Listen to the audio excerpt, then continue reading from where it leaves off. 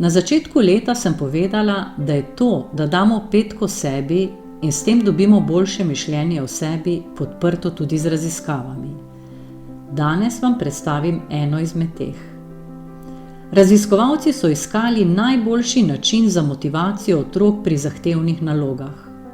Učence so razdelili v 3 skupine in jim dali težke naloge. Ob tem so jih spodbujali na 3 načine.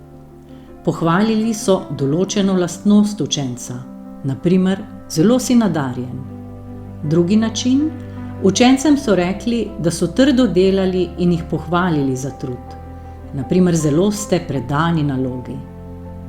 Tretji način, učencem so preprosto dali petko.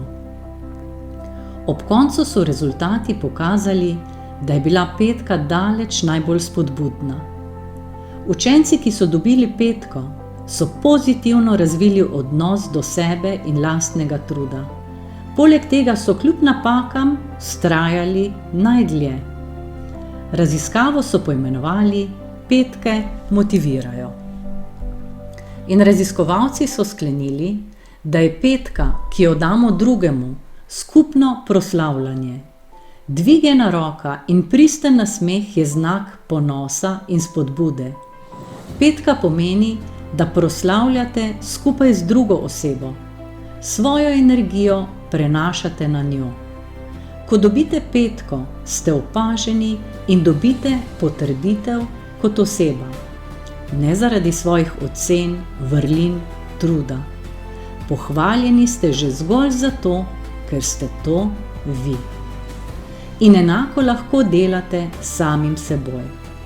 S petko sebi črpate moč, da ste dovolj dobri, takšni, kot ste. Tudi če ne izgovorite besed o petki, že petka sama izraža proslavljanje in vero vase.